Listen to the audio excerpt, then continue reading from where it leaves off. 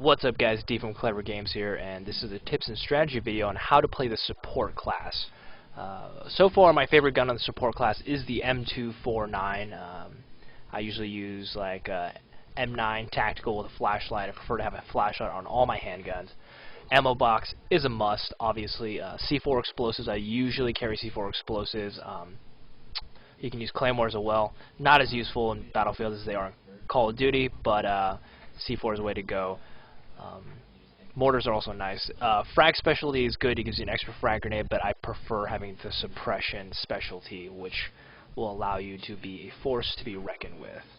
Alright, let's get started. I usually prefer to put a IR infrared scope on pretty much all my guns, especially this one, because the gun actually takes quite a bit of ammo to put a soldier down. As you can see, I'm like pelting this guy over and over, and he just runs away. He's fine. But he got his friend up. And a great thing about IR scope, you can see people who get revived.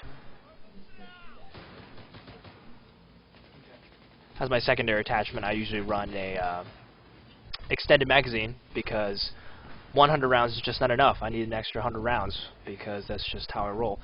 But the great thing about the support class is you have this amazing gun with this huge drum mag, so you need to be putting as much use to it as possible. You need to be putting as much rounds as possible on target. You need to get all these rounds down range, because even if you're not hitting a target, the fact that you're suppressing them, especially with the suppression specialty, is devastating against these targets. And if you've played Battlefield 3, you know how bad it is when people are shooting at you and you're being suppressed. Now imagine if they're shooting a 200 round drum mag M249 at you with the suppression specialty on.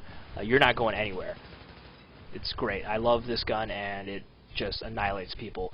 You get lots of points for your ammo dumps as well when you drop your ammo box, because come on, everyone needs ammo. Everyone who plays Battlefield knows how crappy it is to be running around with no ammo. So, I recommend finding a good spot, posting up, and tossing down your ammo box wherever you are.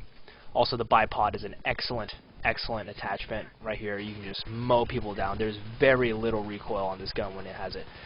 When you have the bipod deployed, and this gun with no recoil is like a laser beam of death. And be careful though, because posting up the same spot with the bipod is pretty much putting a giant target on your head, and everyone's going to try to kill you. So I recommend, wherever you are going to post up, I recommend tossing down an ammo box right at your feet. See, I am at about 100 rounds. I'm almost halfway done with my magazine, and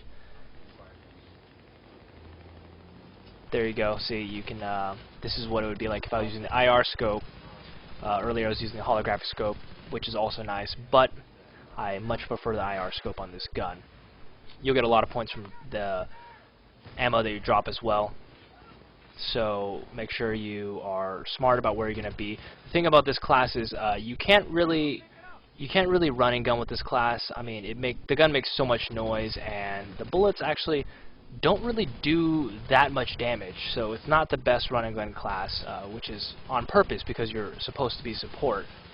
You pin down your enemies like this right here, so that my buddies can run up and chuck some grenades in that room or do whatever they need to do. You gotta play this class like you would in real life, as if you were a real saw gunner. There, just unlock the mortars, pretty nice. Pop in your bipod. Look at that, just zero recoil. It's excellent. The support class is one of my favorite classes to run. You can just annihilate people. The thing is, if you are planning on playing a very supportive class, then I would recommend having the bipod so you can post up.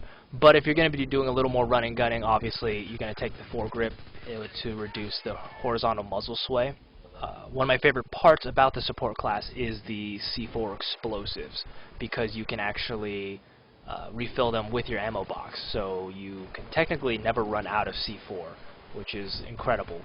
And it's actually a lot more effective than rockets. It doesn't have the range as rockets do, but you're pretty much guaranteed to kill immediately.